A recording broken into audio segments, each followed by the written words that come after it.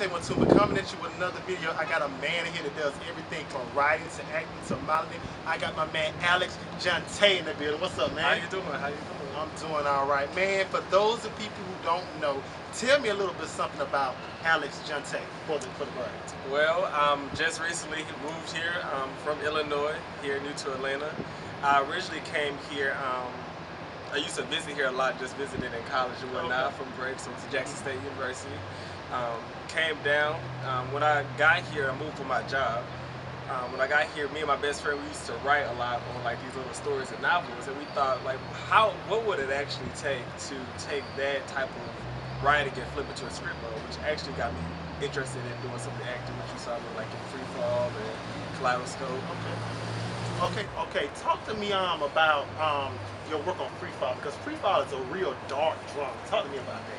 So reached out to LaVard here. Shout out to the ARTHOUSEtv.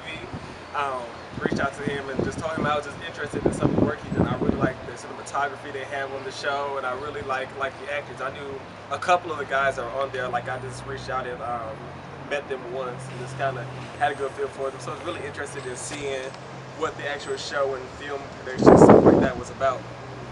And LaVard like reached out to me in email and said that he had a particular part for me as an extra. Kind of came on at the time my best friend was in town, and we opened up with the season 3, the first episode.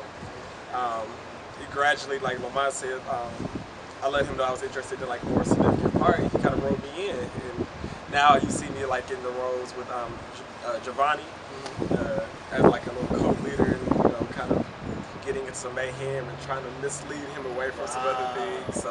So that's kind of crazy. So you just started off an extra and you actually became a part of the cast.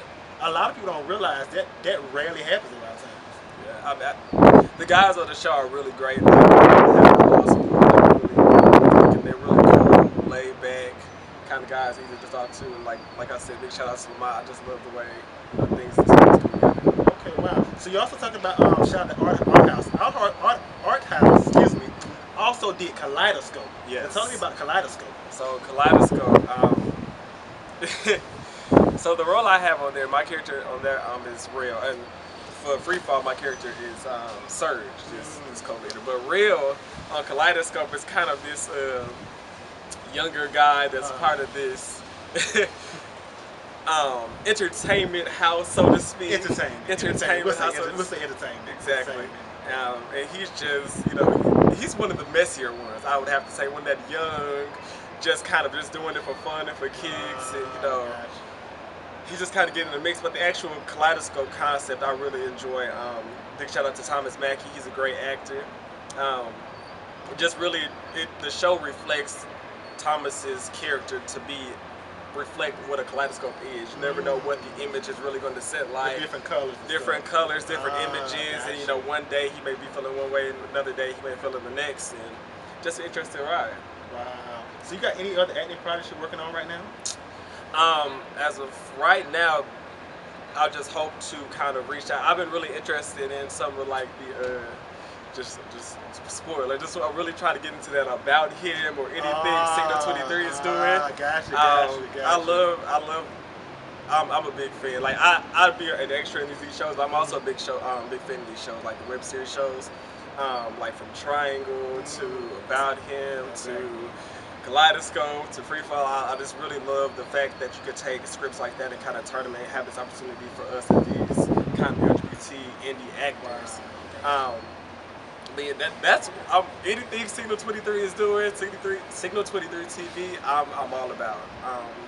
Other than that, like I said, me and my best friend, we wrote this book. We started out in college just writing, and we got it copyrighted. And I guess our next big push is trying to publish it. The unofficial title right now is Shade, and it really just follows lives of friends and kind of going through everyday situations. You see some hurdles, you see some concepts such as what does the LGBT group look like when you have the people who work in the corporate companies go against people who do the ballroom scene, what does that conflict look like? And stuff like that? Yeah, gotcha. So we have some mixes like that in flavor, but we'll see how that finishes up for the end of the year. Okay, talk to me about.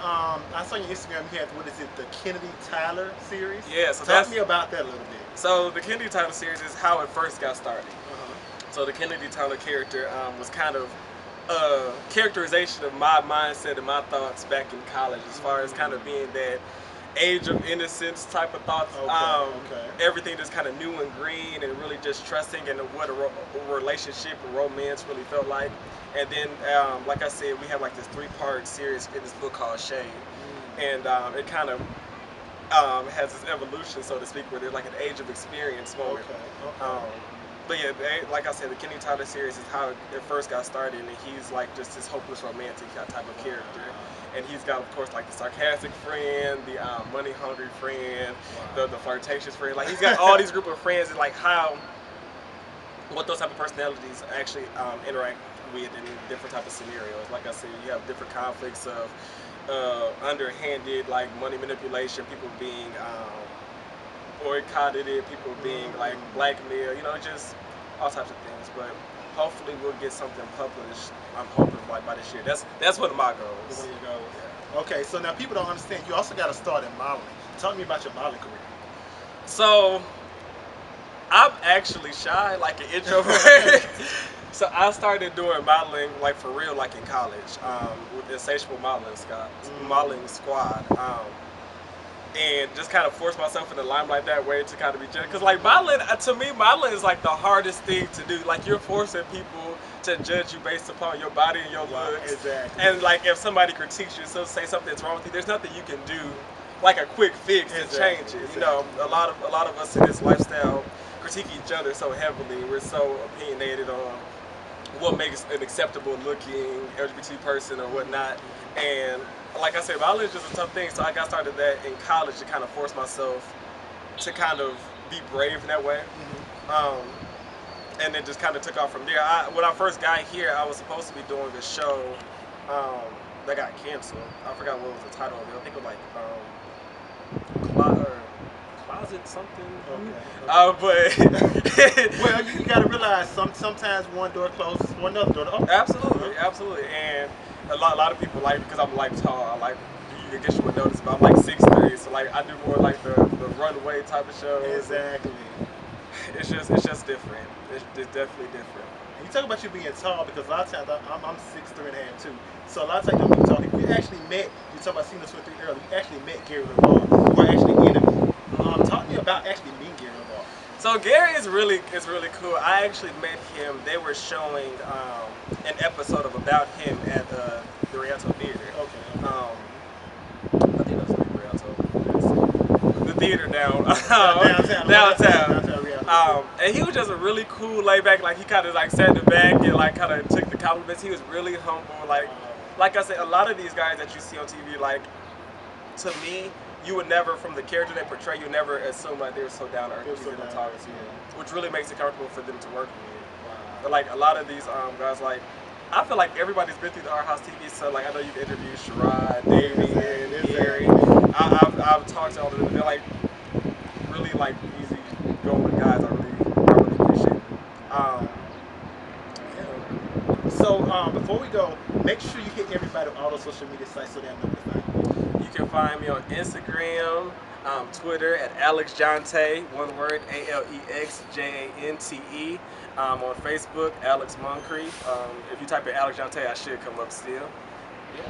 Okay. Before we go, because you're such a positive person, especially for the LGBT community. Give somebody. Let's both do a positive quote. I'm gonna let you go first, and I'm gonna do one. Okay. Give me a positive quote. Any from the viewers. A positive quote. I just seen a quote like a couple of days ago where basically it says, continuing to do the things that worked for yesterday is not going to help you in tomorrow. So I really say with that, don't let anyone tell you you have to be somewhere or conform to what their idea of you is supposed to be. Continue to be great. I feel like a lot of us get discouraged. It's so easy to follow what works for somebody else. And things that happened in their past, people try to emulate and try to make work for them. Sometimes it works, but a lot of strength comes from that inner self and have that self-confidence to kind of just be your own person. Wow. I'll say a post that I posted on my Instagram earlier. For those of you who have dreams out there, don't follow your dreams. Chase your dreams. This is your boy Melvin Tuma. I got my man Alex Jante here. You guys just believe in yourselves. Absolutely. We out.